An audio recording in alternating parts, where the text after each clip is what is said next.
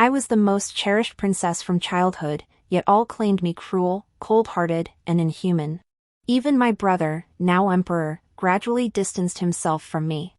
For he said he had found his true imperial sister. I smiled at that Princess Ronghua. She did bear some resemblance to my imperial brother. Heh, both bastards who tainted the imperial bloodline. I first encountered Princess Ronghua at my birthday banquet. I was Princess Jiayu, the most favored daughter of the late emperor of the Great Liao. In the early days of my brother Peichu's reign, I served as his sharp blade, eliminating many for him. At 23, I remained unmarried, and no one dared to wed me. During the banquet, two presumptuous, fallen noblewomen were whispering about me. Just as I pondered how to deal with them, the emperor arrived. His expression darkened as he said, "Why must you pick on them, imperial sister?" I turned my head and saw the imperial yellow dragon robe.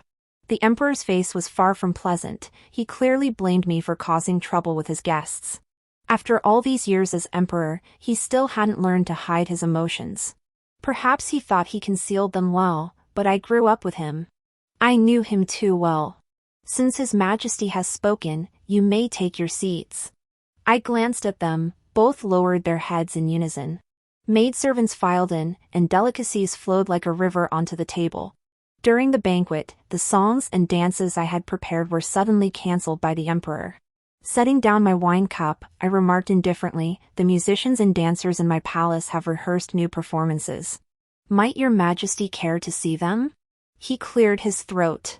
"Sister, truthfully, I have a matter of great importance to discuss today." I raised an eyebrow, waiting for him to continue. His personal eunuch, Suyu, clapped his hands.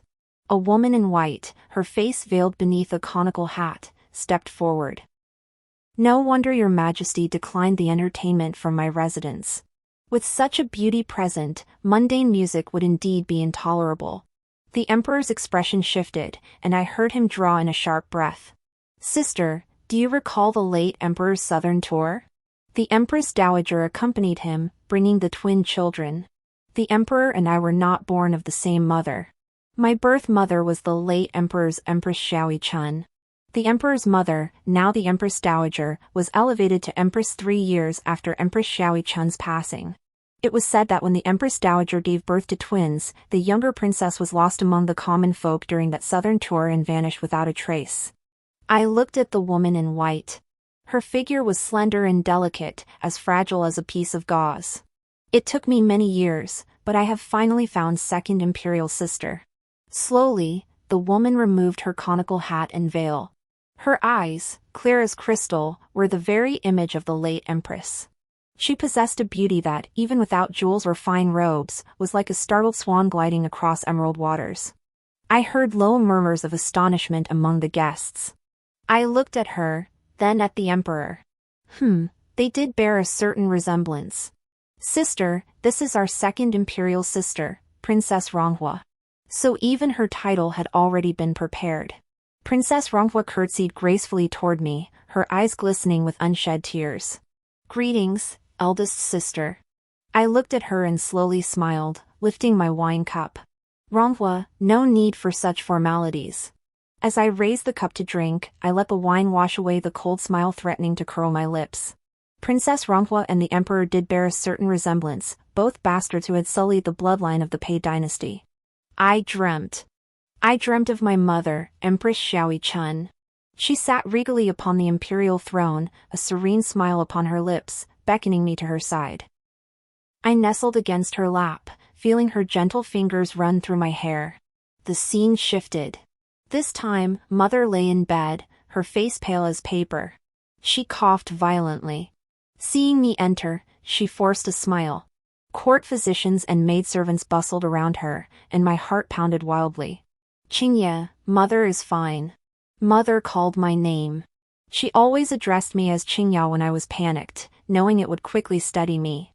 But this time, as I held her icy hand, tears welled up uncontrollably. I jolted awake from the dream, gasping for breath. "Xia Yu, what time is it now?" I wanted a sip of water. A long, slender hand lifted the bed curtains, offering me a cup of tea. "Princess, it's still early. Please rest a little longer." I looked up and met Li Yang's mesmerizing gaze. His face, bathed in moonlight, resembled a piece of jade. His narrow, phoenix-like eyes watched me lazily. "Why are you here?" I took a sip of tea and asked indifferently. Li Yang was one of the male companions in my residence, but I never allowed them in my chambers. Though rumors in the streets claimed I was licentious, I had never actually been intimate with any of them. They merely kept me company through conversation. Sister Xiaoyu caught a chill in the night, so I came to keep vigil for her. Li Yang stated solemnly. I couldn't be bothered to engage him. Even if Xiaoyu was ill, the vast princess's residence had plenty of others who could take her place. Li Yang always liked to play tricks, and I had no desire to investigate. "Remember to wake me on time." I gave the order and waved Li Yang away. Today was the Peach Blossom Festival. On the surface, it was a banquet for the imperial family and nobility to admire the peach blossoms, but in reality, it was a day for the young lords and ladies of the capital to seek matches. Previously, the Empress Dowager presided over it, but now, with her health failing, I had taken her place.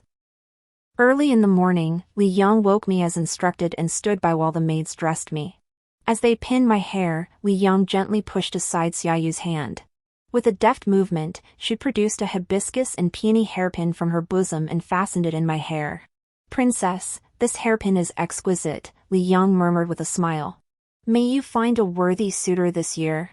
With you both in my household, who would dare come as a prince consort?" I chuckled softly. Li Yang's hand paused. "We are but lowly servants. If the princess is dissatisfied, a single command would banish us from the estate." I turned to look at Li Yang. His lazy eyes were veiled in mist, making his thoughts utterly inscrutable. I stared at him for a long moment before suddenly reaching out. My fingers brushed his chin, tracing down his neck, slowly parting the front of his outer robe. The mask of his smiling face instantly cracked. The maidservants around us lowered their heads to their tasks. I saw his Adam's apple shift slightly, a faint blush rising on his jade-like face. "Princess, this is improper," Li Yang said through gritted teeth. "Talk is cheap. Just a little gesture from me, and he reacts like this?" I couldn't help but laugh out loud. Standing up and walking out, I waved my hand. "This is propriety." At the Peach Blossom Festival, I greeted and saw off guests with a smile. Watching their cautious demeanor, I sometimes found it tedious. After all, it was just the usual scene of young gentlemen and beauties composing poetry. "What splendid marksmanship, Your Highness." Suddenly, cheers erupted from the crowd beside me. I glanced over to see Lin Mo holding his bow, conversing with those around him with an expression of calm detachment. The Peach Blossom Festival was not only a showcase of literary talent but also a time for displays of martial prowess. At the center of the gathering now stood the heir to the Duke of Jing, Lin Mo. He was my age, yet remained unmarried to this day. As for why Lin Mo hadn't married, truly worthy of Princess Jiayu's favor, several people near me murmured with smiles. "The Prince of Jingwa is indeed peerless." I gave a faint smile, saying nothing. To others, this must have appeared as the smug confidence of someone certain of victory. Lin Mo overheard the murmurs, his brow furrowing as he shot me a glance, then smoothly concealed the disdain flickering in his eyes. Yes, I once harbored feelings for Lin Mo. But that was in the past. His unmarried status today stems largely from the capital's noble ladies being intimidated by my formidable reputation. None dared offer their daughters to him. After all, I was the late emperor's most favored princess. When Pei Chu first ascended the throne and his power was unstable, I even helped him eliminate many opponents. Pei Chu is 4 years younger than me, and the late emperor's sudden death naturally bred dissent. I quelled the court and the realm with thunderous force. Though I've tempered my methods in recent years, I've still earned the reputation of a female tyrant. I like Lin Mo, but Lin Mo doesn't like me, a fact everyone tacitly acknowledges. The Empress Dowager, the Emperor, and Princess Ronghua have arrived. I followed the voice and saw the three of them enter. Pei Shuangshuang had been formally infeffed as Princess Ronghua, but her attire still didn't look princely, at least compared to mine. She was dressed as plainly as could be. Supporting the Empress Dowager, Pei Shuangshuang walked on either side of her, flanking her like a true family unit at first glance. Pei Chu seemed in a good mood today. He waved for everyone to rise, then took his seat at the head of the table. I approached with a smile and said, "Your Majesty, you've been unwell lately. How is it that you're in such high spirits today?" The Empress Dowager coughed twice, her smile forced as she looked at me. "Naturally, it's because of joyous news." I beamed as I offered her a cup of tea. "It seems Princess Ronghua's arrival has truly brought the Empress Dowager much happiness." The Empress Dowager smiled and patted Pei Shuangshuang's hand. "Indeed. In her early years, Ronghua was lost among the common folk. It truly broke my heart. Now, I'm doing everything I can to make it up to her." I murmured, "Oh," and sat down beside the Empress Dowager. "Ronghua is of marriageable age this year. Perhaps today would be the perfect occasion for your Majesty to select a suitable husband for her." The Empress Dowager nodded with a smile. "That is precisely what I had in mind." I raised an eyebrow. "It seems your Majesty already has someone in mind?" The Empress Dowager remained silent, her gaze shifting to Pei Chu seated nearby. Seated at the head of the table, Pei Chu didn't glance my way. Instead, his eyes swept over the murmuring crowd below. Selecting a prince consort for Princess Ronghua was naturally a coveted opportunity. Setting aside Pei Shuangshuang's peerless beauty, the affection shown by both Pei Chu and the Empress Dowager made the position of prince consort highly desirable. Originally, I intended to consider other candidates. Pei Chu's gaze swept over every face before settling on Lin Emo, but Princess Ronghua already has someone in mind. "That person is the heir to the Duke of Jing." A low murmur of astonishment rippled through the crowd. I looked at Lin Emo. His usually composed expression showed a slight flicker of emotion. Pei Chu continued, "What are your thoughts, young master of the Duke of Jing?" Lin Emo stepped forward, brushed his robe, and knelt. To receive Princess Ronghua's favor, this humble subject is overjoyed. "Thank you, your Majesty, for your grace." Everyone fell silent. I sensed someone stealing glances at me. During the late emperor's reign, knowing my affection for Lin Emo, he had once sounded out the Duke of Jing's intentions.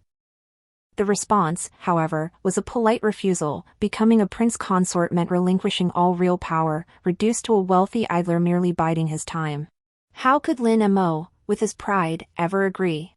Moreover, he had long disliked my overbearing ways. Naturally, he would never consent. Yet now, he had accepted. I saw Pei Shuangshuang and Lin Emo exchange glances for a moment, both flushing crimson. I gave a meaningless chuckle. "Congratulations, Your Highness." The others quickly caught on, offering Lin Emo their congratulations. Pei Shuangshuang, her eyes sparkling with joy, blushed and nestled close to the Empress Dowager. This year's Peach Blossom Festival drew to a joyous close. As I prepared to board my carriage back to the palace, I heard Pei Shuangshuang call from behind, "Sister, wait for me." Turning, I saw her smiling at me with pursed lips. "My carriage is broken. Might I trouble you to give me a ride?" I knew she must have something to tell me, so I nodded and climbed into the carriage first, instructing the driver to head to Princess Ronghua's residence. The carriage jolted along. Pei Shuangshuang adjusted the jade hairpin adorning her hair, a Persian tribute from this year, most of which Prince Pei Chu had bestowed upon her. "Your Highness, you aren't upset about today's events, are you?" Pei Shuangshuang blinked innocently.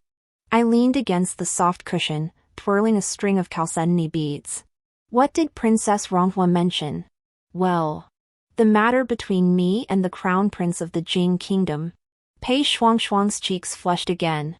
I smiled. "Oh, Lin Mo? Never mind. He's just a mere man. How could he ever affect my bond with you?" Pei Shuangshuang studied my expression closely. "I'm relieved you're not upset, sister. Rumors say you've long harbored feelings for the young master, which is why, since you entered the palace, refrained from gossiping like commoners." I cut her off. "I've long grown tired of Lin Mo's face. He's yours if you want him." Pei Shuangshuang's face flushed red then drained pale, likely surprised by my bluntness. My implication that Lin Mo was unwanted seemed to make her grit her teeth, though she quickly composed herself and smiled. "Sister, you truly are unburdened." As we neared Princess Ronghua's residence, I closed my eyes for a brief rest, no longer inclined to speak with Pei Shuangshuang. As the carriage halted, Pei Shuangshuang suddenly addressed me before disembarking. "Your Imperial Highness, I've always envied you. As fellow princesses, you grew up in silk and satin, while I endured coarse tea and plain rice. I opened my eyes to meet Pei Shuangshuang's glistening gaze. Thus, Mother and the Emperor strive to compensate me, whatever I desire, they grant. I smiled slowly and adjusted the jade hairpin on her head. Do you know what the greatest difference between you and me is? What you desire must be given to you by others, while I take what I want myself. Back at Princess Jiayu's residence, Li Yang appeared in my chambers again. As I sat behind the screen, allowing the maidservant to change my clothes, I heard Li Yang ask from the other side, I heard the Emperor has betrothed the Prince of Jinghua to Princess Ronghua? I gave a faint Li Yang paused before asking, aren't you sad?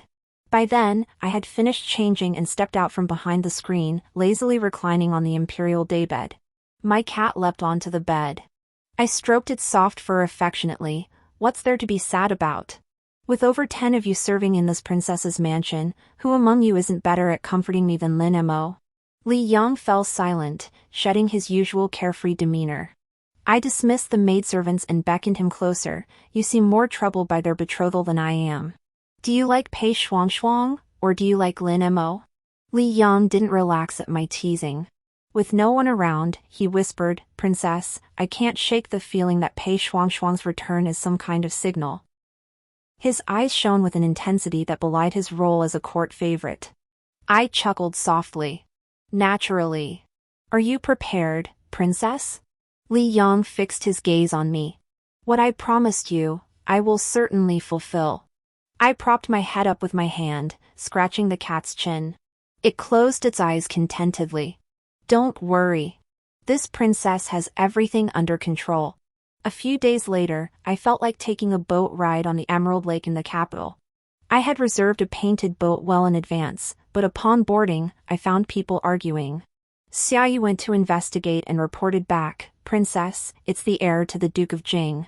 It seems he reserved the boat earlier, but it's unavailable today. I nodded and looked out the window. Sure enough, Lin Mo stood there, his brow furrowed, arguing with a servant about something. I instructed Xiaoyu, invite the crown prince aboard. Lin Mo boarded and greeted me with a faint expression, greetings, princess. I nodded. Has the crown prince also come for a lake cruise today? Lin Mo hummed in acknowledgement. This servant had arranged to meet Princess Ronghua. No wonder he was arguing. I chuckled softly. Has Princess Ronghua not arrived yet? Lin Mo replied, this servant arrived some time ago. I observed Lin Mo with interest. In that case, I might as well offer you my painted boat. Lin Mo seemed taken aback. I added, but since Princess Ronghua hasn't arrived yet, why not join me for a while to admire the moon? Lin Mo hesitated to refuse, but I gazed at him with a playful smile. Are you afraid I might devour you, Your Highness? Not at all. Lin Mo bowed with clasped hands before sitting down, eyes lowered in strict observance of court etiquette. I propped my chin on my hand, gazing at the moon and the sky. Soft moonlight spilled across the lake, rippling with shimmering waves, a truly beautiful sight. All those years Ronghua was living among commoners, it was thanks to the crown prince's care. Hearing my words, Lin Mo abruptly lifted his head. You know about it, princess? My smile remained unchanged. It's hardly something to be ashamed of. I was no mere ornament. My network of informants might even surpass Lin Mo's. Within the capital, there was scarcely anything I couldn't uncover if I sought it. Lin Mo and Pei Shuangshuang were clearly smitten with each other. I didn't even need to investigate, the news found its way to me naturally. When Lin Mo traveled abroad, he happened upon the young Pei Shuangshuang. He brought her back to the capital and settled her in a separate courtyard. Their bond, forged at age 11, has now spanned 12 years. I smiled faintly. I'd long known Lin Mo had a childhood sweetheart, but never imagined it would be my own imperial sister. Ronghua is the princess's own sister. She is pure and kind-hearted. I have admired her for a long time. When speaking of Pei Shuangshuang, Lin Mo's expression softened. She is the finest woman I have ever known. I humbly request the princess's blessing. Then Lin Mo went on at length. After listening for a while, I couldn't help but feel he was subtly advising me not to set my sights on Pei Shuangshuang. I couldn't help but laugh and ask, Your Highness, surely you don't think this palace still has feelings for you? Lin Mo stiffened, then fell silent. Suddenly, I found it rather amusing. Your Highness, you're being a bit too self-absorbed. Hearing my blunt words, Lin Mo's expression turned slightly awkward. I looked out the window, where a princess's ceremonial carriage was approaching the lakeside. Rising to my feet, I said, I sincerely wish the Crown Prince and Ronghua all the best. Just don't come to regret it later. Hearing this, Lin Mo grew tense again, clearly worried I might do something to Pei Shuangshuang. Without looking at him, I walked straight off the pleasure boat. Seeing me, Pei Shuangshuang smiled. Sister, you've come boating too? She glanced around and added, why come alone? How lonely. Why not join me, Imperial sister? Want to watch you and Lin Mo be lovey-dovey? I silently grumbled, about to refuse her, when a clear voice rang out beside us. Jiayu and this prince had prior arrangements. No need for Princess Ronghua to trouble herself. I turned to see Prince Yingyang, Pei Jiangyue. With sword-like brows and starry eyes, he wore all black, accompanied by only 2 attendants. Though just 3 years older than me, his striking beauty made him look no more than 20. Having just returned to court, Princess Ronghua naturally didn't recognize him. I smiled and said, Ronghua, this is Prince Yingyang. Princess Ronghua stared at Prince Pei Jianyue's face, momentarily lost in thought. She likely hadn't expected such a young, handsome man to be our imperial uncle. Her reaction was swift, however, and she curtsied with impeccable propriety. Since Prince Pei Jianyue had saved me from awkwardness, I wouldn't embarrass him. Thus, I boarded his painted boat. What brings your Royal Highness to the lake today? I inquired. Pei Jianyue smiled faintly. I merely feared you might feel uncomfortable witnessing Ronghua and the Crown Prince of Jinghua together. Perhaps because of our similar ages, Pei Jianyue carried no airs of seniority around me. I sipped the peach wine, its fragrance lingering on my palate and lifting my spirits. Why would I? Lin Mo is merely a relic of my youthful ignorance. Pei Jianyue studied me for a moment before replying with a slow smile, that is good. My fingers tapped lightly, utterly unaware that outside the painted boat, a pair of eyes had been fixed upon us the entire time. This year seemed ill-fated, a plague had broken out in Jiangnan. When I heard the news, Xiaoyu was grumbling indignantly beside me, complaining that all this year's snail shell ink had been given to Pei Shuangshuang alone. I waved away the retainer who brought the news and pressed a pastry into Xiaoyu's hand. Try this. Stop nagging like an old woman. Xiaoyu protested, but princess. I leaned back on the imperial couch. The people of Jiangnan are suffering terribly. A single measure of snail shell ink? If it's gone, it's gone. Xiaoyu seemed reluctant, about to protest further, when Mayu approached carrying a fruit tray, signaling her to withdraw. Xiaoyu is still young and naturally doesn't understand the princess's intentions, Mayu said, offering me the fruit. I asked, what about this year's snow-capped emerald? It's perfect for drinking now. Mayu gave a subtle nod. A young maid approached, kneeling before me to prepare the tea. Mayu inquired, has your highness devised a strategy to address the epidemic in Jiangnan? Naturally, I replied lightly. I have formulated 3 relief measures. I shall report them to His Majesty tomorrow upon entering the palace. Mou inquired, might the princess share her insights? First, have the wealthy households raise funds. Second, reduce corvée labor and taxes. Third, open the granaries and establish soup kitchens to address the most urgent needs. The maid presented a cup of tea. I took a sip, then looked up at her, noticing she seemed unfamiliar. What is your name? Your Highness, this servant is named Louis, Louis replied, bowing deeply. Mou smiled. A few days ago, we were short a maid in the inner quarters. Seeing how quick and capable she is, I recommended her to serve here. I murmured, oh, and smiled. The tea is quite well brewed. Louis's face lit up with joy. Grateful, she bowed her head several times in gratitude. The next day at the palace banquet, I had intended to leave early to speak privately with Pei Chu in the imperial study. However, upon hearing the Empress Dowager discussing arrangements for Pei Shuangshuang's marriage, I decided to remain until the banquet concluded. Pei Shuangshuang and Lin Mo's wedding was set for next month. So soon? It seemed preparations had been underway for quite some time, I thought to myself. Mother, Is it not improper for only I to marry? My elder sister remains unwed to this day. Pei Shuangshuang suddenly spoke up. I raised an eyebrow slightly. Why bring me into this out of the blue? Pei Chu also looked my way and asked, why does my sister seem a bit off today? I covered my mouth with my sleeve and yawned. A few new male companions arrived at the mansion. Last night, I stayed up late feasting and singing with them. Hearing this, both Pei Chu and the Empress Dowager wore displeased expressions, though they did not reprimand me. I picked up a pastry and ate it, smiling.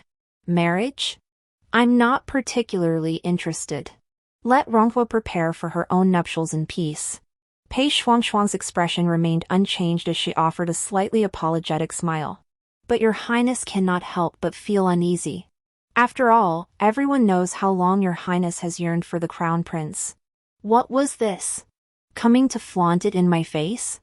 I straightened my expression and said, Ronghua, there's truly no need for such guilt.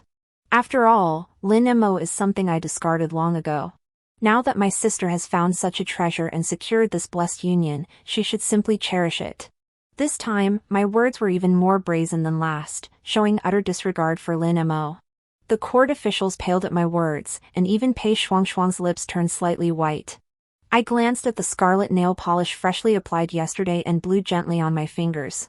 By the way, Your Majesty, I have one more matter to discuss. Seeing no advantage to be gained from me, Pei Shuangshuang turned her appeal to Pei Chu. She composed her expression and knelt gracefully before him. Recently, I heard of the plague outbreak in Jiangnan. Thinking of the people suffering in such dire straits, I have been unable to eat or sleep. Thus, I devised 3 relief strategies overnight. Pei Chu's eyes lit up instantly. Tell me. Pei Shuangshuang smiled gently. First, have wealthy households raise funds to distribute to refugees affected by the plague. Second, reduce corvée labor and taxes, and dispatch officials to implement these policies to reassure the people. Third, open the granaries and establish soup kitchens to distribute grain, addressing the most urgent needs. These 3 strategies were essentially word-for-word repetitions of my own words. I glanced at Pei Shuangshuang, who was smiling at me from an angle invisible to others. Upon hearing this, Pei Chu immediately clapped his hands and laughed. Second Imperial Sister speaks most wisely. Tomorrow, I shall discuss their feasibility with my ministers and then implement them. The palace banquet concluded amid a chorus of compliments for Pei Shuangshuang. Only at the very end did Pei Chu remember me. Your Highness, you requested to meet after the banquet. Is there some urgent matter to discuss? I rose, adjusting my robes. Oh, I'd forgotten what I meant to say. Back at the princess's residence, Li Yang seemed incredulous. You just let it go that easily? I propped my chin on my hand, offering a cup of tea to Li Yang's lips. Care for some? Li Yang seemed irritable. Ever since Pei Shuangshuang's return, he hadn't been his usual composed self. I blew gently on the tea and said, You once asked me why I didn't marry Lin Mo. If the emperor issued a decree, it would be a simple matter. Li Yang replied, Right, as if suddenly remembering something, he fell silent, his expression turning peculiar. I chuckled softly. Exactly. The emperor forbids it. The Lin family stood as the foremost of the capital's 8 noble houses, the very heart of power within the Pei dynasty. Beneath imperial authority lay the nobility and military command. When Pei Chu first ascended the throne, I not only eliminated numerous treacherous and sycophantic ministers but also earned the deep respect of many loyal subjects. Once his power was secured, he always harbored deep apprehension toward me. Under these circumstances, how could he possibly allow me to marry Lin Mo and gain control over the 8 great noble houses? Thus, though Pei Chu appeared to hold me in high esteem and permitted my unrestrained actions, if there was something I truly desired, he would never grant it. Li Yang, I've told you many times, don't be impatient. I smiled faintly, leaning back against the large headrest. Within the pavilion of Princess Jiayu's residence, a gentle spring breeze blew. Greenie lay before me, trembling and too frightened to lift her head. Xiaoyu stood nearby, her voice sharp. Who instructed you? How dare you commit such treachery and betrayal within the princess's residence? Green Intend cowered, trying to retreat. Mou extended her foot to press against the servant's heel, smiling as she asked me, Princess, we still have last year's silver thread charcoal left. I've already ordered it heated. I nodded. Xia Yu's expression hardened as she pointed at Green Intent. Hurry and force it down the slut's throat. Since she refuses to speak, scald her mouth raw. Someone brought up the heated charcoal. Its scorching heat washed over Louis's face like waves, first flushing her delicate features crimson, then swiftly draining them of color. Princess, I truly am innocent. I did not leak your 3 disaster relief strategies. I glanced sideways at Louis. Though terrified, she clenched her teeth and refused to confess. I smiled, extending my foot to lift her chin with my shoe tip, forcing her to look up at me. Who are you waiting for to save you? I asked. Ronghua? The Emperor? Or the Empress Dowager? Tilting my head, I ignored Louis's trembling shoulders and continued speaking to myself. What else did your master instruct you to do? Louis forced herself to remain calm. This servant does not understand what the princess is saying. Xia Yu tossed a sachets at her with utter disgust. What was hidden inside the sachets you secretly placed in the princess's chamber? At the sight of the sachets, beads of sweat rolled down Louis's forehead. I nudged the pouch with my foot. You went to such lengths to hang this on my bed curtains. Prolonged exposure drives one mad. Impressive that you found such a potion to use against me. Seeing Louis still refuse to speak, I lost patience. Waving a hand, I signaled for someone to force the charcoal down her throat. Why is your Imperial Highness so enraged? Just as Green Intent struggled desperately, a figure entered with a smile. I glanced at Pei Shuangshuang, who wore white robes and gazed at Green Intent pinned to the ground with a face full of compassion. We maidservants serve diligently. Whatever mistake we may have made, please show us some understanding, Your Imperial Highness. I watched Pei Shuangshuang, gently fanning myself with my handheld fan, saying nothing. Pei Shuangshuang continued, this girl looks no older than 14 or 15. Why must your Imperial Highness be so heartless? I remained silent, my expression a faint, ambiguous smile. Seeing she was essentially performing a one-woman monologue, Pei Shuangshuang grew visibly awkward and took it upon herself to help Greenwool up. Force the charcoal down her throat. My voice was icy. Mou stepped forward, blocking Pei Shuangshuang's hand. Greenwool's hoarse, shrill scream nearly knocked Pei Shuangshuang off her feet. The guards released Liu Yi, who writhed in agony on the floor. I watched coldly and said, take her to the magistrate of Jingzhou. Tell him this palace has a traitorous servant. But after a moment's thought, I added, never mind. Hand her over to the princess's secret guards for interrogation. Make her confess who ordered her to attempt my murder. Pei Shuangshuang had secretly breathed a sigh of relief, thinking I intended to send her to the magistrate of the capital. But when I turned and ordered the secret guards instead, her expression changed again. Every shift in her demeanor was caught by my eyes. How could they all be so foolish? Pei Shuangshuang was still too inexperienced. She stumbled backward, losing her footing, and fell straight into the lake. When Pei Chu summoned me to the palace, I was chatting with my maidservant. I merely changed into a different outfit before boarding the carriage to enter the palace. Why did you push Princess Ronghua into the lake? Pei Chu's expression was grim, his tone cold and hard. I propped my chin up, watching him. Pei Chu had never spoken to me like this before, perhaps he dared not, or perhaps he simply didn't want to. Does your majesty believe I pushed her? I found it amusing. What does she amount to? If I truly wished to deal with her, why resort to such petty tricks? Perhaps recalling past events, Pei Chu fell silent for a moment. I knew he must have seen through Pei Shuangshuang's trivial schemes. Yet, having long harbored reservations about me, he seized upon this minor incident to confront and admonish me. I rose to my feet. If it's merely such a trivial matter, your majesty needn't trouble yourself. With the epidemic in Jiangnan pressing at hand, you should focus your attention on those matters instead. Perhaps it had been too long since he'd heard my lectures, for Pei Chu's expression darkened. Does my imperial sister still think I'm that naive child I once was? I glanced at him. Of course not. Just then, Lin Mo entered the imperial study. He must have heard about Pei Shuangshuang's fall into the water. His gaze toward me was as cold as ice, but I paid it no mind. Changing my course, I turned and headed to the Empress Dowager's quarters. Her health had always been poor, but recently, Pei Shuangshuang had been visiting her daily, and she had finally begun to regain some color. At that moment, the Empress Dowager was propped up against a large pillow, frowning as she held a bowl of medicinal soup. "Jiayu has come?" The Empress Dowager seemed slightly surprised. I took a medicine bottle from my sleeve and handed it to a palace maid nearby. "Your Majesty finds bitter medicine most difficult to swallow. Your humble son has specially brought honey-coated pills.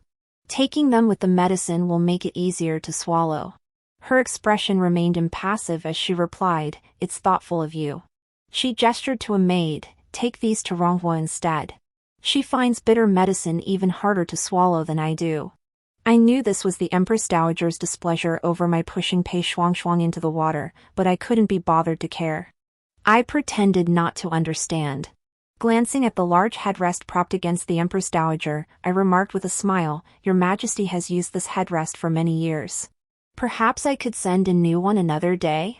This headrest was my gift to her.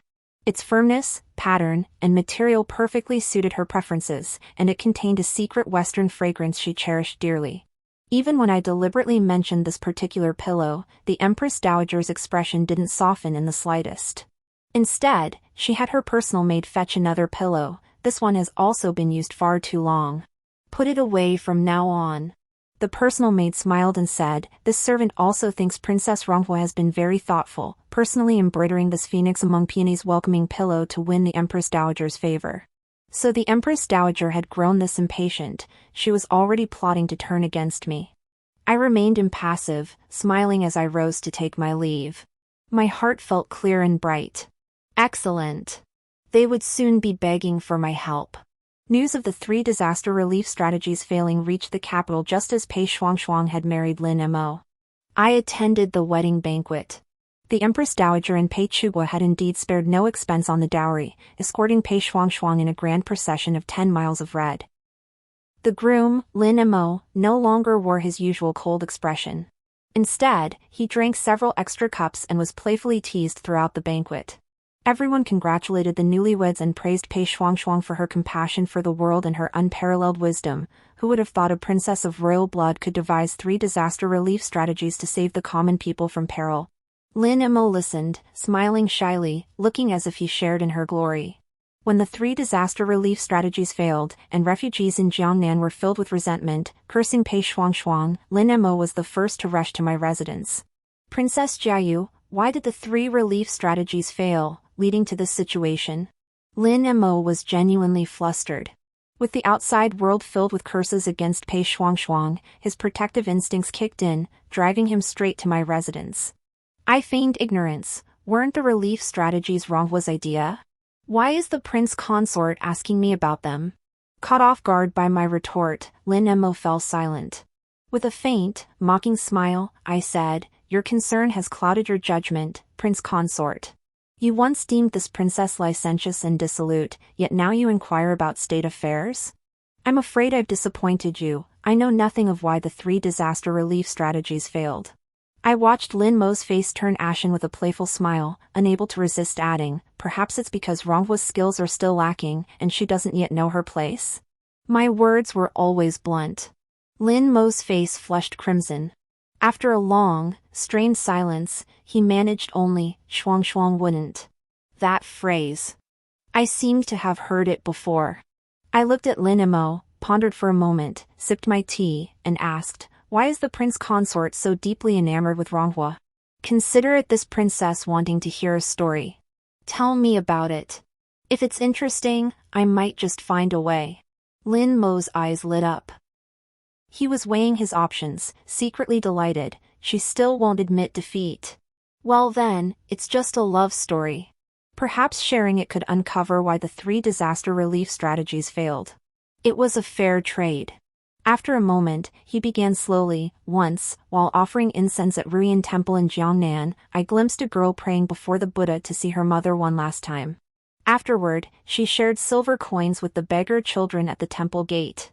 I was immediately charmed by this pure-hearted girl, but fearing impertinence, I dared not approach her. I only found a white jade vine-patterned bell hairpin she had dropped. Later, when I met Shuang Shuang, she recognized this hairpin, and that is how we finally met. After Lin Mo finished this story, my heart stirred. I pressed my lips together and smiled. Indeed, your highness and Ronghua share a profound and deep affection. Then, I beckoned for Mou to escort our guest out. Thank you, Prince Consort, for sharing such a lovely tale with this princess. But your elder sister is weary and must retire. Lin Mo, perhaps caught off guard by my bluntness, flushed crimson. Yet as my nominal brother-in-law, and within the confines of my princess's residence, he dared not act rashly. He could only swallow his pride and depart. With the 3 disaster relief strategies failing, those who had praised Pei Shuang vanished. Refugees from Jiangnan even composed a satirical doggerel mocking her. The newlywed Pei Shuang, who had just enjoyed her grand wedding, now dared not even leave the princess's residence, hiding away day after day. Did the princess know all along that the 3 strategies would fail? Xia Yu asked me curiously. I smiled and replied, Louis merely relayed my methods to her.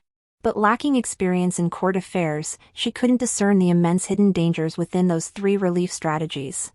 I leisurely stroked the cat nestled in my embrace. The first strategy involved raising silver. Which wealthy family in Jiangnan didn't have some shady dealings with local officials? They ostensibly collected silver, but those rich families would rather have the government take a portion, than have the rest go through a token process and return to their hands, than actually donate it to the disaster victims. The second strategy involves tax relief. Pei Shuang even suggested imperial officials conduct inspections, but those voracious rats in Jiangnan have already extracted every last coin before the officials even arrive. The third strategy is even more lucrative. How much grain from the opened granaries actually reaches the victims? Adulterating it with sand and tree bark is far from uncommon. I took a sip of tea and continued, however, this disgrace wasn't originally meant for Pei Shuang. Unfortunately, the Emperor and Empress Dowager were determined to craft her image as virtuous, wise, and peerless. Her own insatiable greed has now led to this backlash.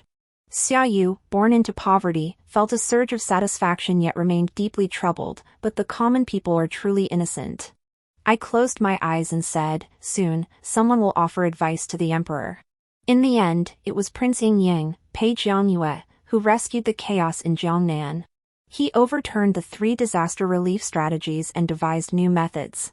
Not only that, he allocated a substantial portion of the Ying prince's personal silver for relief efforts, personally dispatching trusted aides to deliver it to Jiangnan. With Prince Pei setting such an exemplary precedent, many court officials and nobles seeking to curry favor with him followed suit, and in no time, a considerable sum of silver was raised. Though young, Prince Pei was accomplished in both civil and military affairs, with impressive governance achievements. Some had declared him the strongest contender for the throne, yet Pei Jiangyue seemed entirely uninterested in imperial succession. His sole focus was assisting the late emperor, with whom he shared a profound bond. The late emperor had only one adult son, Pei Chu, but many considered him an unwise ruler. Upon the emperor's passing, voices emerged advocating for Pei Jiangyue's enthronement. Though these events were long past, Pei Chu had always harbored deep apprehension toward his uncle, the crown prince. Now, as Pei Jiangyue's reputation continued to soar, the latent inferiority and fear buried within Pei Chu resurfaced once more. Moreover, rumors circulated that the late emperor had left a posthumous edict for Pei Jiangyue. Some claimed the late emperor, fearing Pei Chu might not be a wise ruler, intended this edict to serve as a check on Pei Chu, a document that could be invoked to depose him if necessary. Regardless of truth or fiction, Pei Chu had always been wary of Pei Jiangyue. Now, Pei Chu could no longer sit still.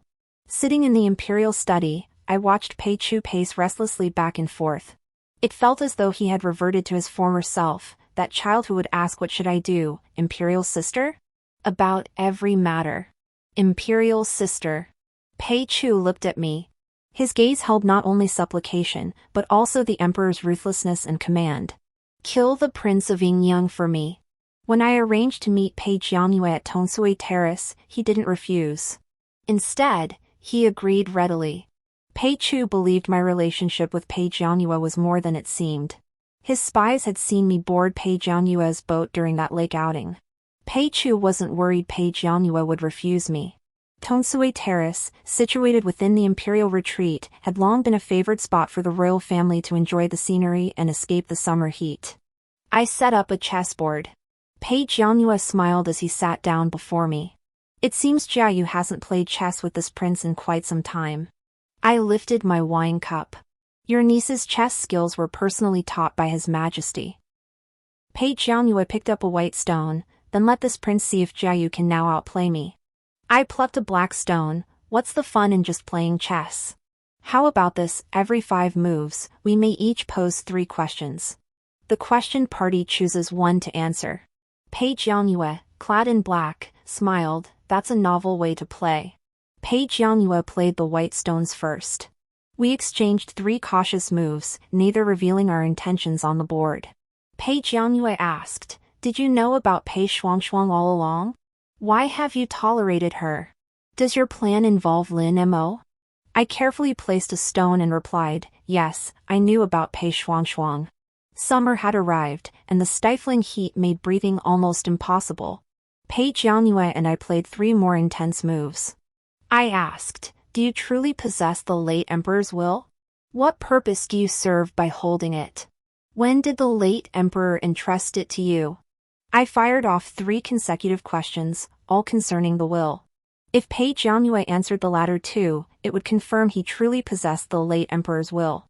If he answered the first, it would prove the will indeed concerned the deposed emperor, as rumored.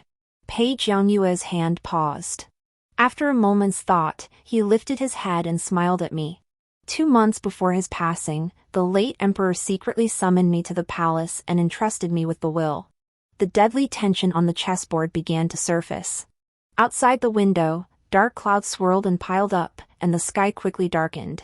A flash of lightning struck, illuminating Pei Jianyue's face. Jiayu has indeed made more progress than this prince imagined. 3 rounds later, Pei Jianyue's questions also began to press relentlessly. When did you last see Pei Shuangshuang? Is that Li Yang at the princess's residence, the youngest son of General Qi? How has the Empress Dowager been feeling lately? Thunder roared outside as torrential rain lashed down, bending trees and flowers to the ground. I lifted my wine cup and took a sip. When I was 15, I discovered Lin Mo visited a Lin family villa in the capital suburbs every month. I followed him once and saw Pei Shuangshuang then. Pei Jianyue burst into laughter. "Oh, so the Empress Dowager is unwell, is she?" My hand froze, cold sweat beading on my forehead. I looked up at Pei Jianyue. His expression remained calm and composed, utterly devoid of the sharpness implied by his question.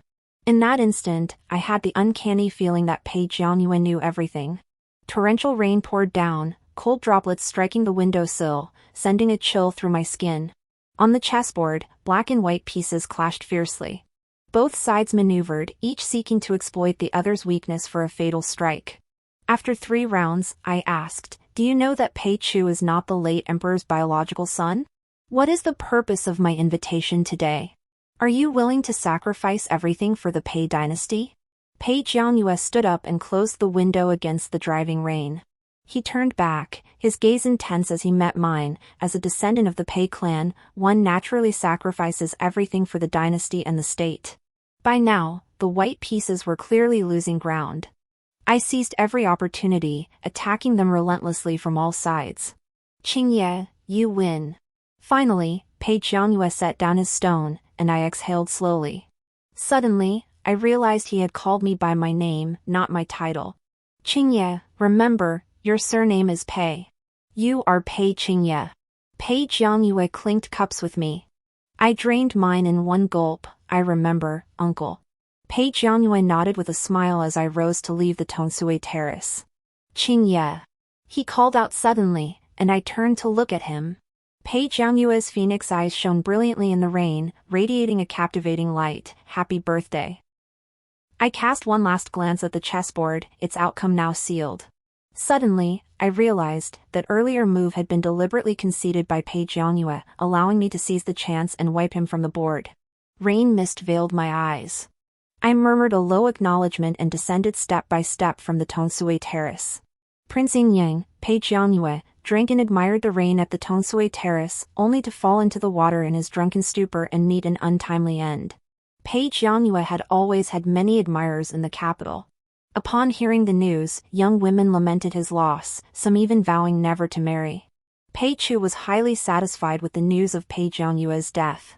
He lavished praise upon me, and rewards flowed into the princess's residence like a river.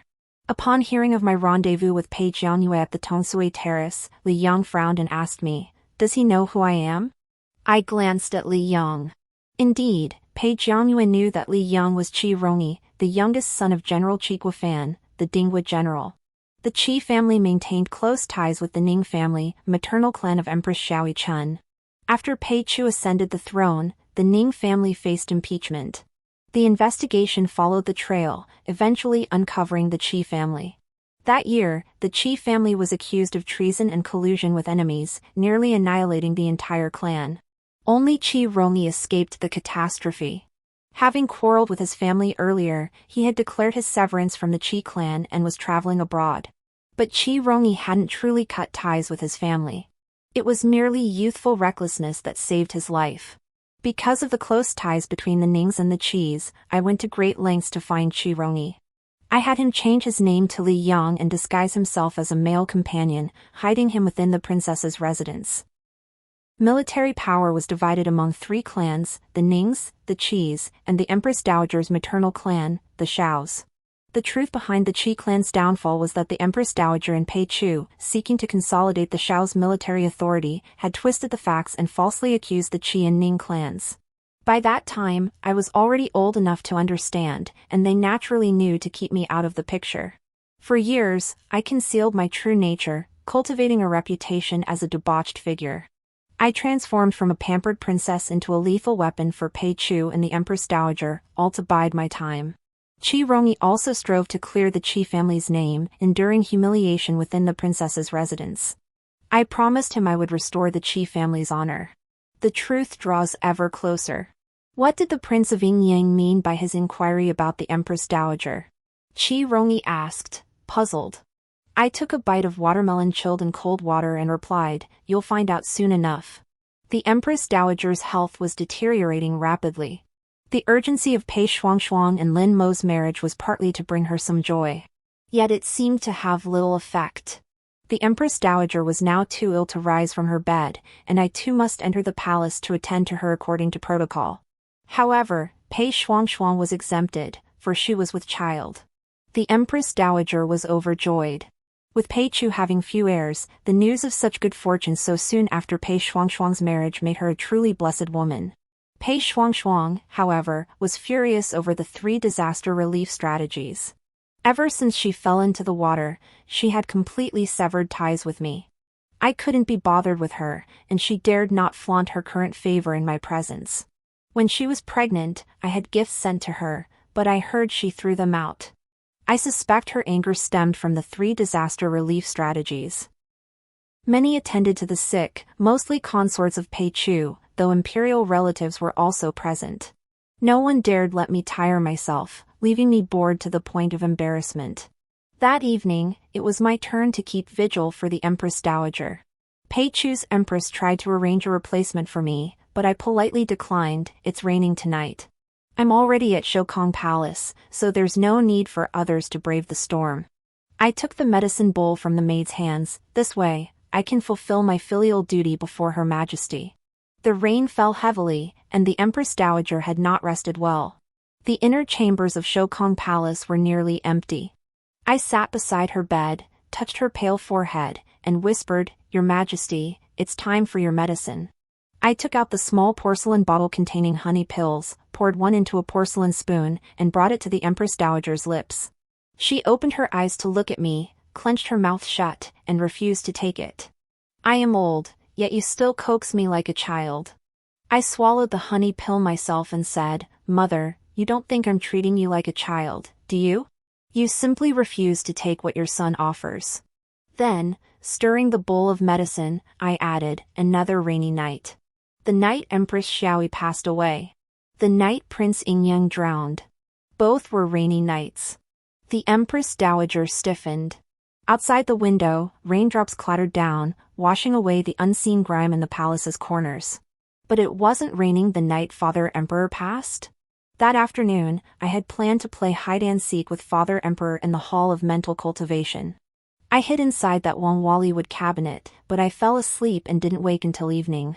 Lost in memory, I murmured, the Hall of Mental Cultivation was so quiet that night, so quiet that only the Empress Dowager's voice could be heard. The Empress Dowager gripped the bed curtains tightly, her lips trembling as she stared at me intently. I sighed. That night, Your Majesty dismissed too many people. As a result, I heard every word you said. You knew all along? You knew all along? The Empress Dowager coughed several times, her throat wheezing like a broken bellows. Which matter are you referring to? I asked. Was it that you were unable to bear children and brought back twin sons from your natal family? Or that you caused the death of Empress Zioakin? Or perhaps that you used the same poison to kill Emperor Zioakin that you later used to poison Father?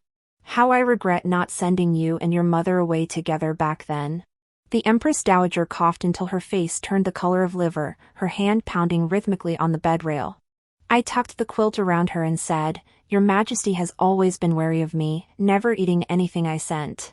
But everything I sent was harmless. The real poison was in that large pillow, the one you loved so much for its fragrant stuffing. You unfilial wretch, unmasked panic flashed in the Empress Dowager's eyes.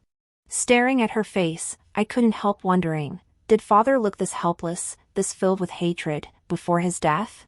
She tried to summon someone, but the rain was too loud. I had dismissed all the maids from Shokong Palace, who could hear her cries for help. I placed the Empress Dowager's gradually weakening hand back under the quilt and whispered, Your Majesty, rest assured and depart in peace. The Empress Dowager's funeral was exceptionally grand, surpassing even that of the late Empress Xiaoi Chun.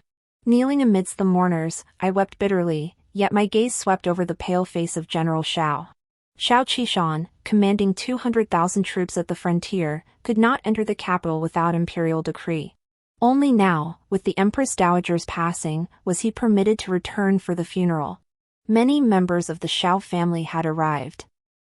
Supported by Lin Mo, Pei Shuangshuang wept so violently she nearly fainted, heedless of her pregnancy. Finally finding a moment to rest, I sipped tea in Ningxi Hall when I saw Pei Shuangshuang enter. I quickly motioned for her to sit. Ronghua, you are with child. Even in grief, you must take care. With no one else present, Pei Shuangshuang shed her grief-stricken expression and glared at me with clenched teeth. It was you, wasn't it? The palace maid from Shokong Palace said the last person to attend the Empress Dowager's illness was you. I feigned ignorance. The last person to attend the Empress Dowager was indeed this princess. Seeing my denial, Pei Shuangshuang had no choice. She drew a deep breath, sat down beside me, and slipped into her usual gentle, kind smile as she lifted her teacup. Sister, we've actually met before. I nodded and smiled. That time at the Lin family's villa, it seems that was our first encounter. Pei Shuangshuang's smile broadened as she lowered her head to sip. That time, Your Highness recognized that white jade vine-patterned jingling hairpin and angrily accused me of being a thief before the prince consort.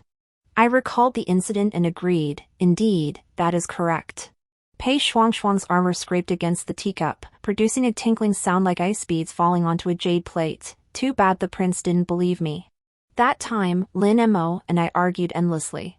He stubbornly sided with Pei Shuangshuang, and it ended with me humiliated and defeated. His face flushed crimson as he shielded Pei Shuangshuang behind him, declaring to me with unwavering conviction, Shuangshuang wouldn't.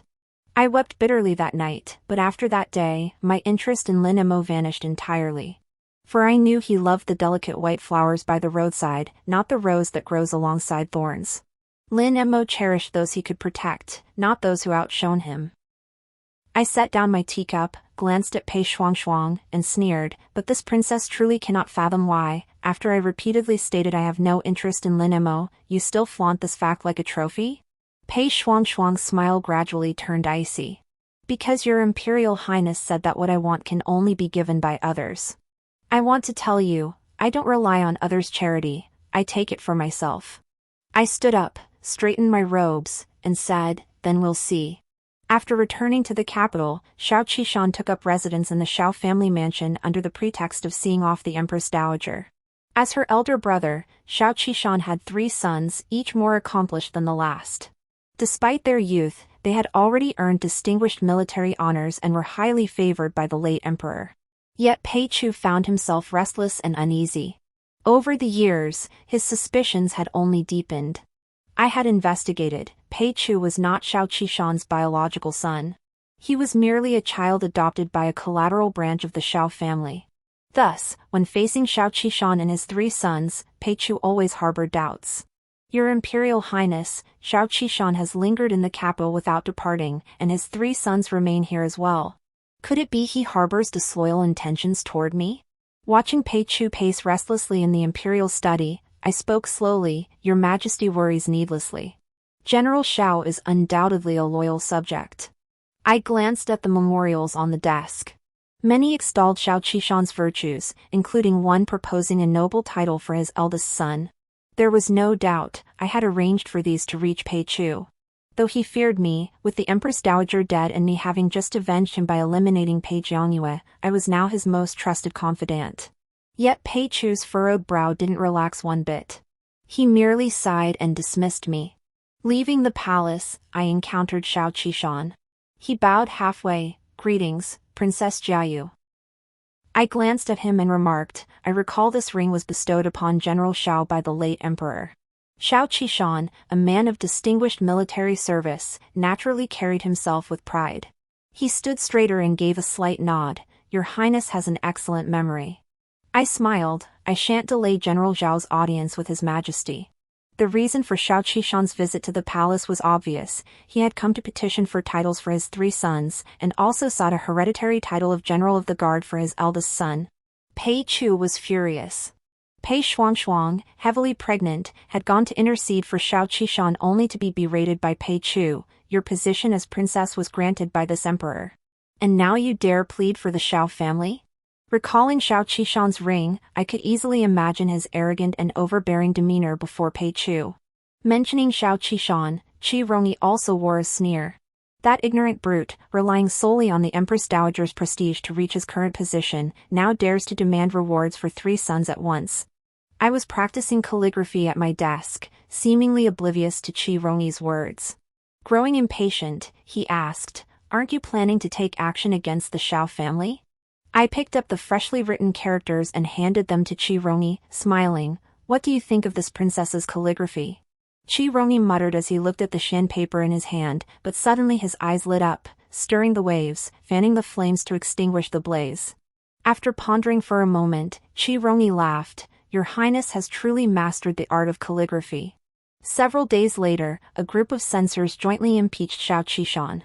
They accused him of building a mansion in Yangzhou that not only seized fertile farmland but also featured 1,281 night pearls as decorations and solid rosewood thresholds.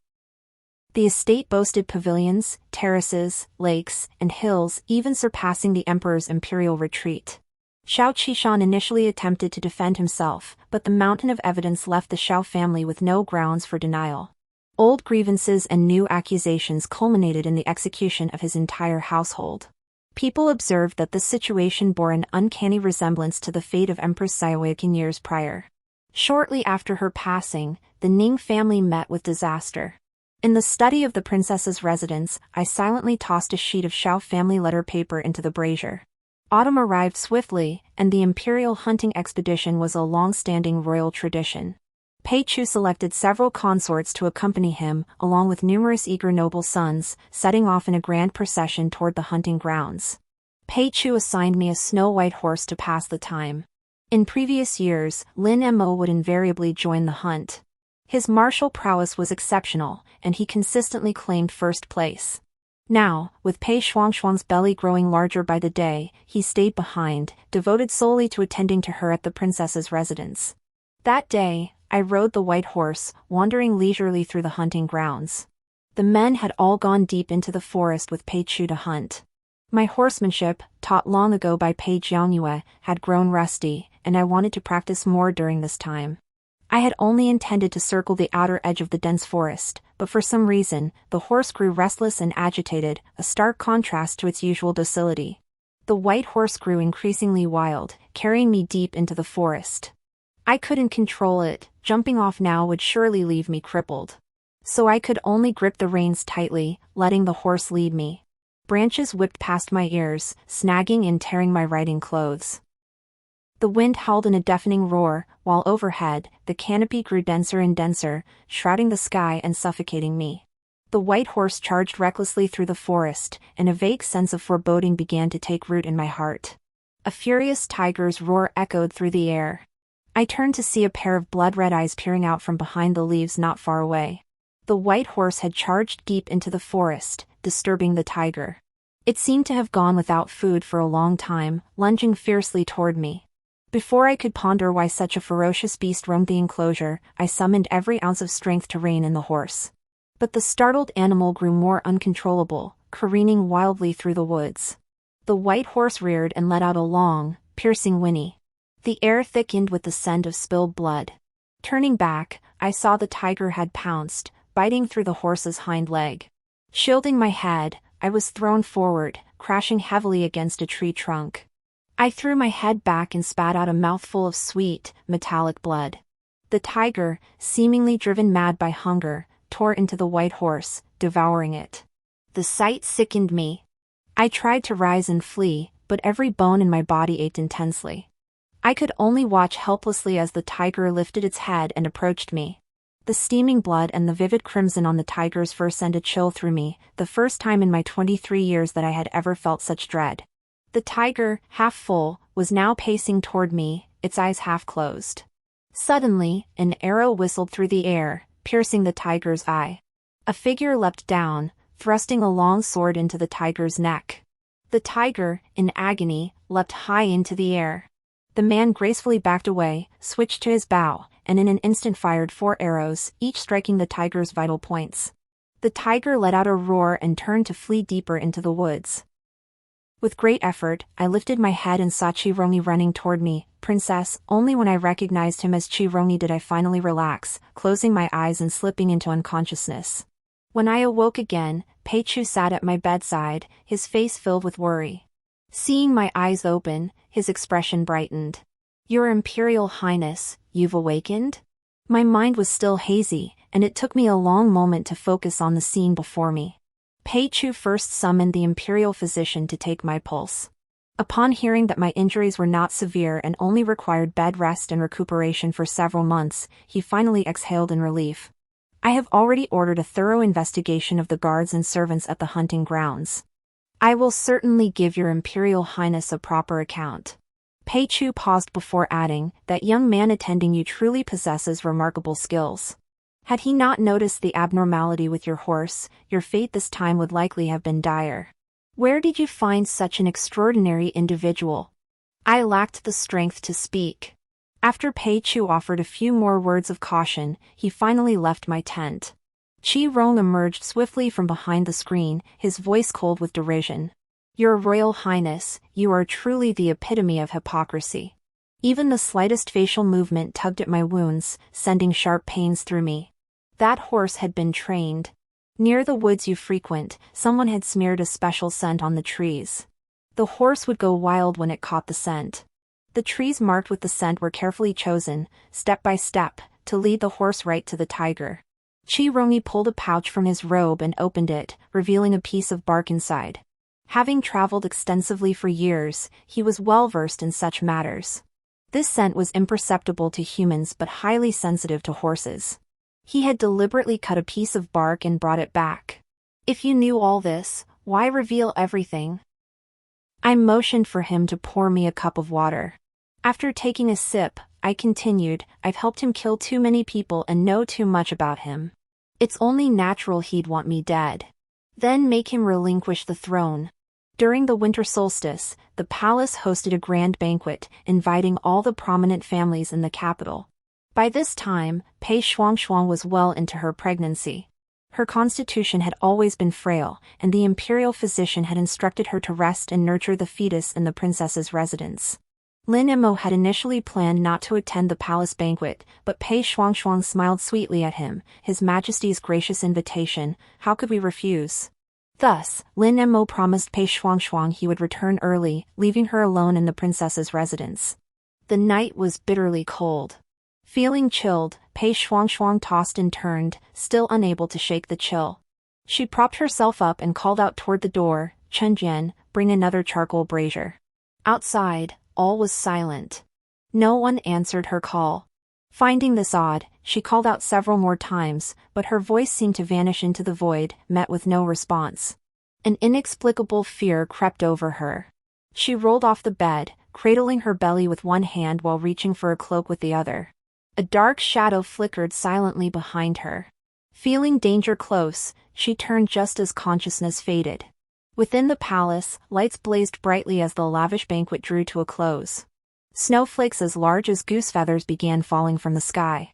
Having drunk more than usual today, Pei Chu prepared to return to the Hall of Mental Cultivation to rest. A young eunuch hurried over to his personal attendant and said, "The snow is too deep, and the roads outside the palace are difficult to traverse. Your servant has already sent men to clear the snow and make a path." The personal eunuch hummed in acknowledgement, thinking to himself that since departure was delayed, he might as well arrange temporary lodgings for the banquet guests. Suddenly, a thought struck him: why had he never seen that young eunuch before? Inside the Hall of Mental Cultivation, Pei Chu, warmed by wine and passion, selected Consort Gao's token.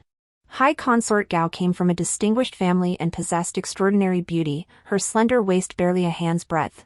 Most importantly, she knew how to speak, every word striking a chord deep within Pei Chu's heart. The high consort, who had come to attend to him, carried a sweet fragrance. Though she had been in the palace for several years, she still looked shy and timid when she saw Pei Chu. She nestled obediently beside him, her large, watery eyes gazing at him with a mix of shyness and timidity. Pei Chu stroked her cheek and asked, "It's been several days since I checked on Jinner's studies. How is he progressing?" At the mention of the eldest prince, Pei Jin, Consort Gao trembled slightly without apparent reason. Yet she quickly composed her expression, replying with a faint smile, "The eldest prince keeps his majesty's teachings ever in mind." Consort Gao's gentle demeanor soon enveloped Pei Chu, drawing him into its embrace. The room's temperature gradually rose as the bed curtains fell. Unbeknownst to him, Pei Chu suddenly heard the sound of hurried, heavy footsteps outside the door. The inner chamber door of the Hall of Mental Cultivation swung open. Displeased, Pei Chu called out loudly for his personal eunuch. The only response was the rush of footsteps flooding into the room. Pei Chu lifted the bed curtains to see a group of unfamiliar eunuchs, along with Gao Yong, Consort Gao's younger brother. Gao Yong, commander of the Imperial Guard responsible for palace security, now stood clad in armor, a long sword at his waist. He led his men in a grand procession into the Hall of Mental Cultivation. Even someone as slow-witted as Pei Chu grasped the reason for this commotion. "You beast! How dare you attempt an assassination?" Pei Chu glared at Gao Yong like a wrathful deity, his finger pointed accusingly. Beside him, Consort Gao swiftly adjusted her robes and knelt before him. "Your Majesty, please calm your anger," Consort Gao murmured, head bowed. Pei Chu, consumed by fury, raised his hand to strike her. Gao Yong stepped forward, interposing himself between them. "Your Majesty, think twice." Panting heavily, Pei Chu collapsed onto the imperial bed. Why? Consort Gao's heart was now filled with unease. She recalled that this morning, the eldest prince, Pei Jin, had gone to the imperial study for his lessons as usual. Yet by evening, he had not returned. Instead, a young eunuch had arrived, delivering Pei Jin's personal jade pendant to her. "Your Highness, the Gao family also sent a message for you." Ignoring the Empress Gao slumped in her chair, the young eunuch smiled as he delivered the message, adding, "The Gao family instructs you to obey all commands." Empress Gao, like Pei Chu at that very moment, demanded, "Why?" The eunuch maintained his cheerful expression, "Because Princess Jiayu now possesses evidence of the Gao family trading official positions. Furthermore, it was the Gao family who tampered with the recent imperial examinations. If the Gao family does not align themselves with Princess Jiayu, they face certain death. By staking everything on this gamble, they retain a sliver of hope." "What about Jinner? How is Jinner?" Consort Gao urgently wanted to know Pei Jin's whereabouts. "Your Highness, rest assured. The Crown Prince is currently with your elder sister-in-law, the old Lady Gao, and the others," the eunuch replied. It took Consort Gao a moment to realize the eunuch meant all the female members of the Gao family had been taken hostage. At that moment, supported by Gao Yong, the noble consort stood up. She urgently asked Gao Yong, is Jinner. And the Gao family. All right? Gao Yong's expression was grave. He did not answer the noble consort's question. Lin Mo was the first to discover the palace coup outside the Hall of Cultivating the Heart. He had already reached the Fulong Gate. Concerned for Pei Shuang, he politely declined an offer to rest. But as he approached the gate, Lin Mo sensed something amiss. Soldiers were everywhere, far more than normal. Lin Mo wanted to leave immediately, but the commander of the Imperial Guards, the Jinwu Guard, coldly stated that assassins had been discovered outside the palace and forbade Lin Mo from departing. The night was as cold as water, and heavy snowflakes drifted down, sending a chill through Lin Mo's heart. He instinctively sensed something was amiss. The palace was eerily quiet, with no sign of any so-called assassins. As Lin Mo argued with the Jinwu Guard commander, someone suddenly interrupted, "Your Highness, the snow is heavy and the wind is bitter. It would be best for you to return." Turning, Lin Mo saw Yi Xiaoru. His unease deepened. Yi Xiaoru was the deputy commander of the Five Cities Military Command, responsible for the capital's security. Why was he here now? Yi Xiaoru approached, palms open toward Lin Mo. "Your Highness, I have come to show you something." Lin Mo stared intently and saw a white jade hairpin adorned with intertwined branches and a small bell. He stood frozen in place, snow settling on his hair. Yi Xiaoru showed no impatience, simply waiting quietly for Lin Mo's decision. Lin Mo took the hairpin and examined it closely for a moment before suddenly asking, "Have all the family members of everyone in the palace been taken hostage?" Yi Xiaoru smiled faintly. "Your Highness is perceptive." Lin Mo closed his eyes in anguish.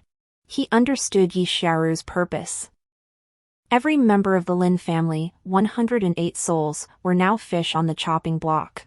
Yi Xiaoru was forcing him to lead this 8th-generation noble house into submission.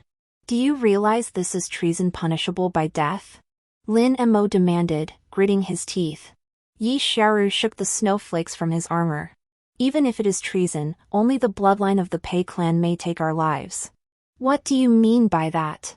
Lin Mo felt a sudden chill run through his body. Yi Xiaoru offered no reply, merely turning his gaze toward the palace gates.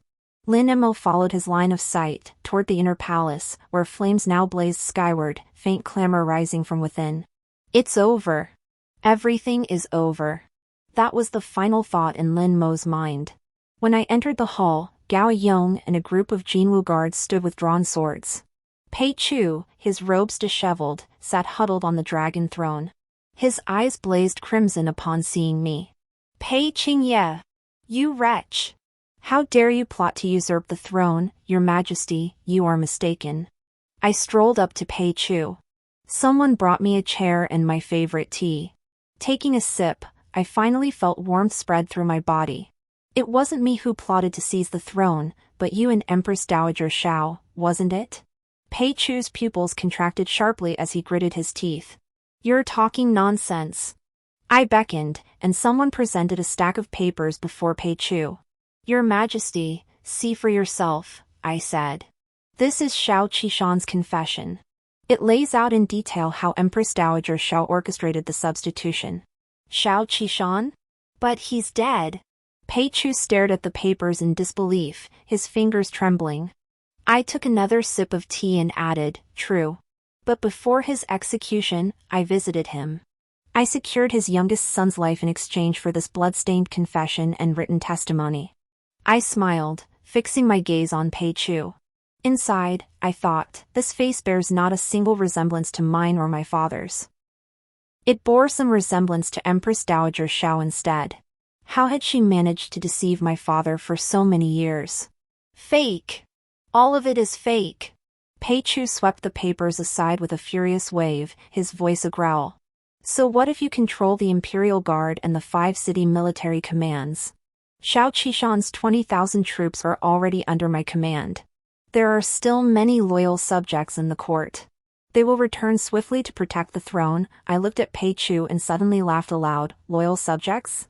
The truly loyal ones swear allegiance to the Pei family's empire, to the Pei family's scions, not to you, this bastard offspring of the Xiao clan."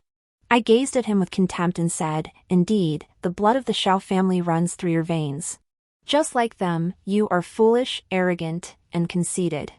I idly flicked the tea lid, producing a crisp tinkling sound.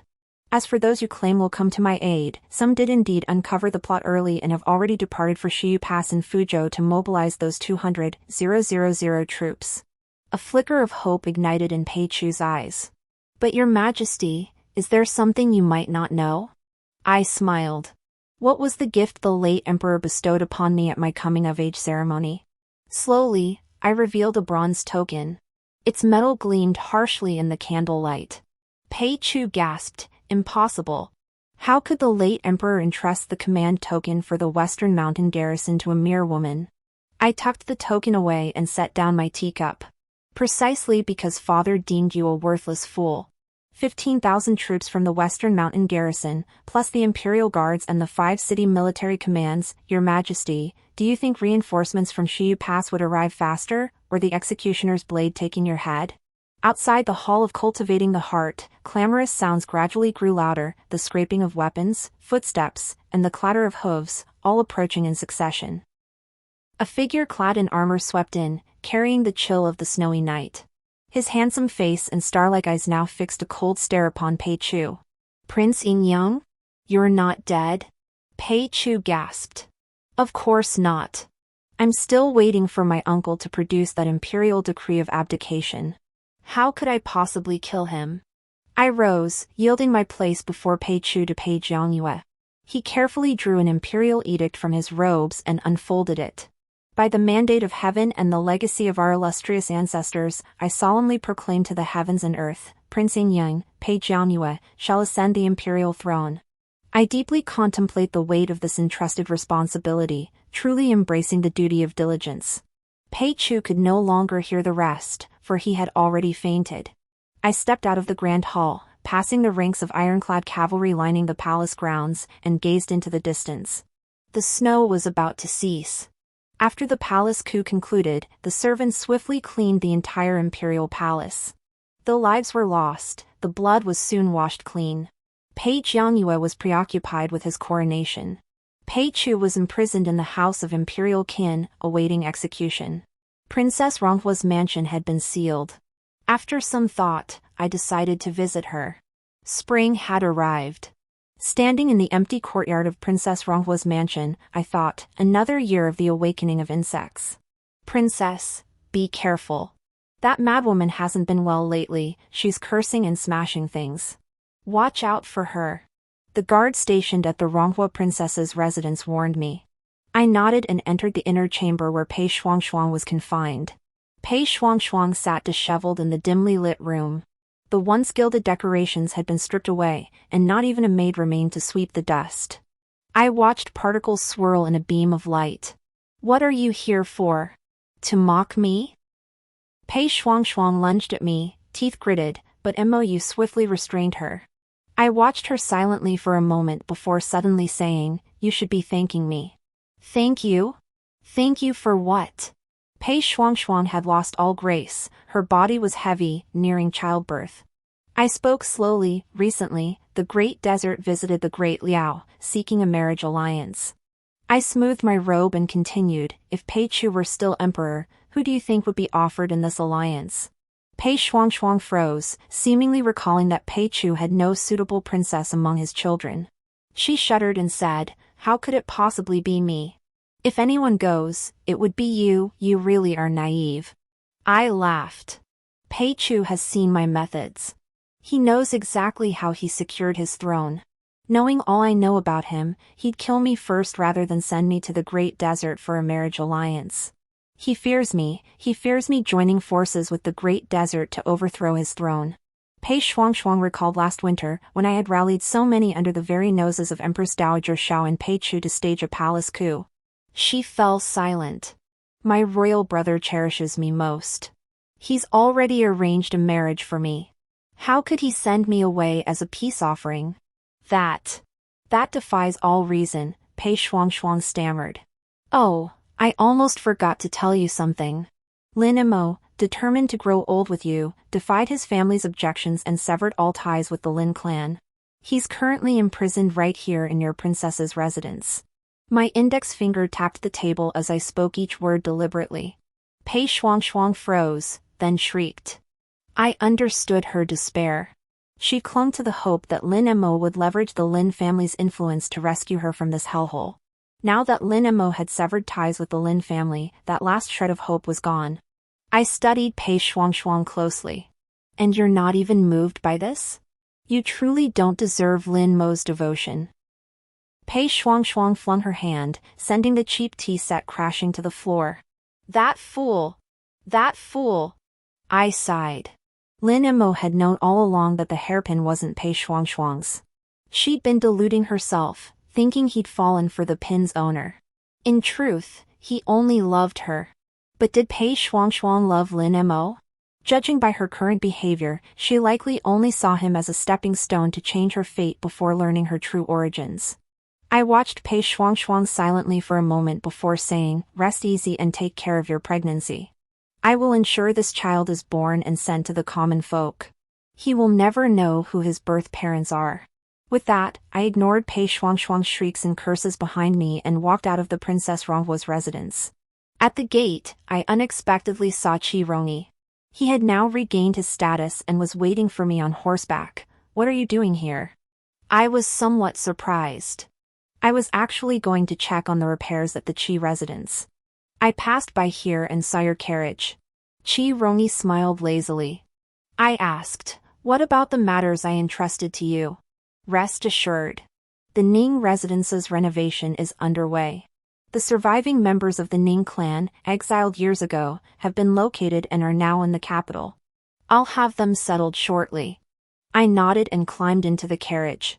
From outside, Qi Rongyi asked, "Where is the princess headed?" "To the palace. To play a few games of chess with my uncle." When I entered the imperial study and saw Pei Jiangyue, he was buried in a pile of memorials. I found a seat and sat down without waiting for him, smiling as I said, "Uncle, you're so unreasonable. You summoned your niece to the palace to play chess, and now you leave her waiting on the sidelines."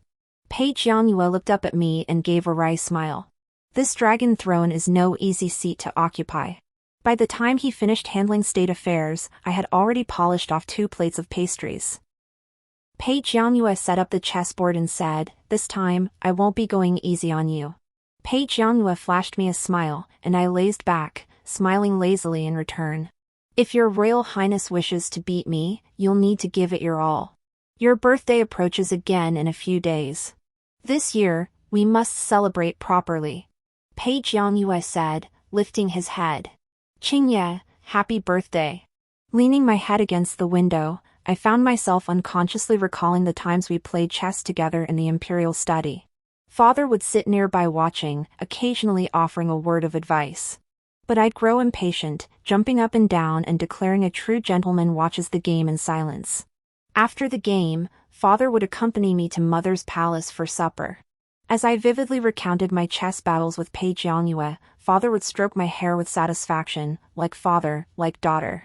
If Qingye were a son, I would surely give him the throne. I snapped out of my recollection to find Pei Jiangyue quietly observing me. Wiping away the tears streaking my face, I flashed him a toothy grin. "Uncle, your turn." The end. Lin Mo's side story. After severing ties with the Lin family, Lin Mo was confined within the Princess Ronghuo's residence. He lacked neither food nor clothing during his imprisonment. On the contrary, the guards treated him with courtesy. Yet whenever Lin Mo requested to see Pei Shuangshuang, he was met with a firm refusal. His heart burned with anxiety, desperate to know how the pregnant Pei Shuangshuang fared. She was confined in the East Garden, while he was locked in the West Garden. The distance that once seemed insignificant now felt like worlds apart. Lin Mo remained confined until after Pei Shuangshuang gave birth, when he was finally permitted to see her. What he hadn't anticipated was that the first words out of her mouth upon seeing him were a torrent of abuse. "You useless fool. Why did you sever ties with the Lin family? With their help, we might not have been trapped here this long. What were you thinking? Have you lost your mind?" Lin Mo froze in place. He had never seen Pei Shuangshuang like this before. Her flailing arms, disheveled hair, to Lin Mo, she looked no different from a madwoman. His lips trembled as he stammered, "I'm the Lin family's adopted son. I severed ties because they kicked me out." Pei Shuangshuang froze in place, staring at Lin Mo, speechless. Looking at Pei Shuangshuang before him, Lin Mo was suddenly reminded of his own past. He couldn't even remember his real name anymore. He only knew he'd been abandoned at the Lin family's doorstep as a newborn, picked up and raised by Lady Lin, back when neither she nor any of the concubines had borne a son. Lady Lin had genuinely cherished him at first. For this reason, Lady Lin had specifically sought out a high-ranking monk. The monk had said that if Lin Mo was treated as a Lin family child, Lady Lin would soon be blessed with her own legitimate son. Lady Lin had always been too ashamed to speak of her inability to bear sons. Consequently, she also disliked others speculating that she had adopted an orphan to secure an heir. Few knew that Lin Mo was an adopted son. But Lin Mo proved himself worthy. He applied himself diligently to martial arts and studies, bringing honor to the Lin family. Back then, Pei Qingye constantly pursued Lin Mo. The Lin family, unwilling to see Lin Mo become a powerless figurehead with only the title of imperial son-in-law, firmly forbade any contact between Lin Mo and Pei Qingye. Lin Mo asked himself, had he ever truly liked Pei Qingye? He couldn't say for certain. Pei Qingye was like a blazing fire, a golden branch, jade leaf princess, a heavenly beauty he could never hope to reach. In her presence, Lin Mo could only maintain a cold facade to salvage what little self-respect he had left. This was precisely why he had fallen for Pei Shuangshuang. Her large, watery eyes gazed at him with pure adoration, treating him as her entire world. The void within Lin Mo seemed to be filled in a different way. Lin Mo knew that jade-wrapped bell hairpin wasn't Pei Shuangshuang's. She couldn't afford such an extravagant item. She couldn't recognize its value either, blurting out that it was hers. Lin Mo pretended not to know. When Pei Qingye flushed red and declared the hairpin hers, Lin Mo understood. But he just wanted to see Pei Qing's look of pent-up frustration. Only then would he feel balanced. Oh, so even someone like you can be left wanting sometimes. Later, when Pei Shuangshuang returned to the palace, the Lin family deliberated long and hard before finally agreeing to Lin Mo's marriage to the princess. They had discovered that Pei Chu was cracking down on the aristocratic factions. If Lin Mo insisted on entering officialdom, the Lin family might well become too conspicuous. Moreover, Princess Pei Shuangshuang was now the most cherished princess of Empress Dowager Xiao and Emperor Pei Chu. It was wiser to curry favor with the imperial family. Lin Mo asked himself, did he love Princess Pei Shuangshuang? He couldn't say for certain. But he felt there was at least affection there. After years of living together, even an object could inspire care, how much more so a living person? After Pei Qingye orchestrated the palace coup, Pei Jiangyue ascended the throne. Recalling Pei Shuangshuang's past enmity with Pei Qingye and the grievances incurred over the marriage alliance, the Lin family had long considered abandoning Lin Mo as a discarded pawn.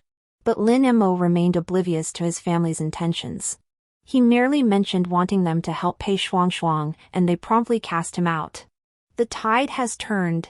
And you still pine for that woman. Lord Lin scolded. The news of the Lin family expelling Lin Mo must not be revealed.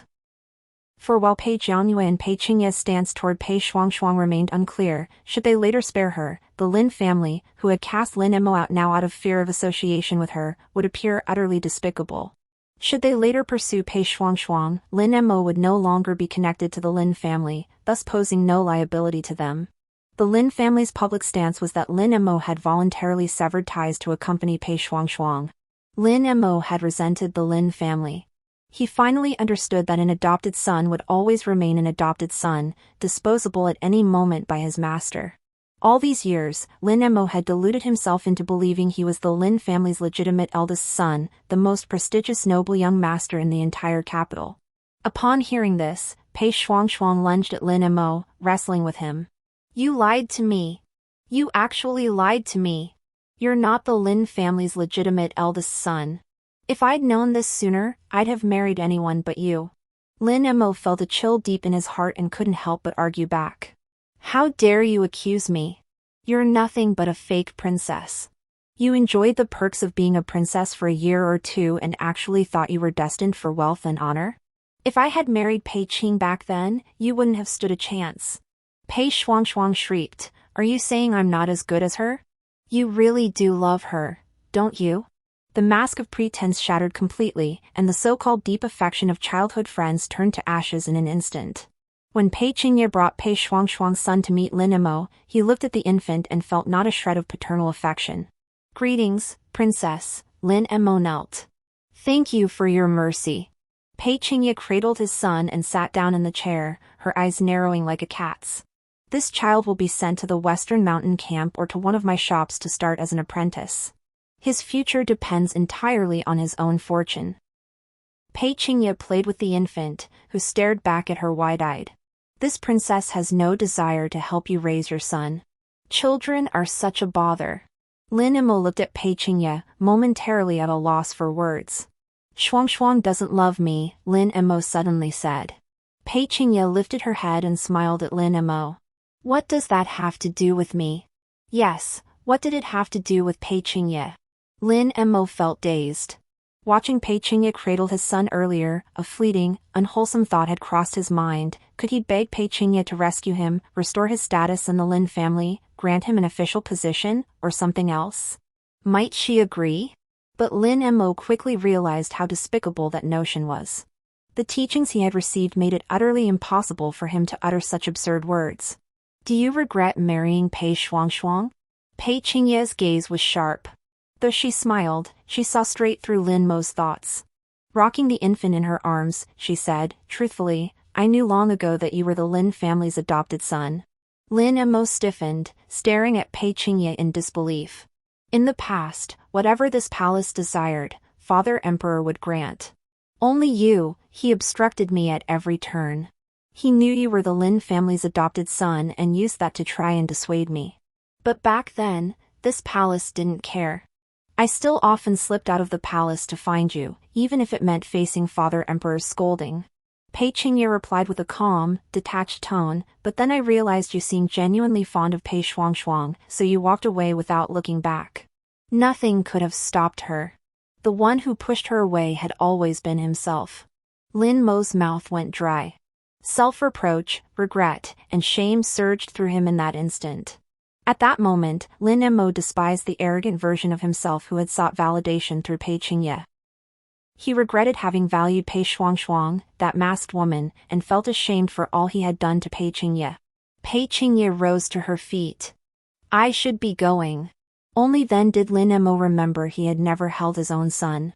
But Pei Qingye had already vanished like a gust of wind.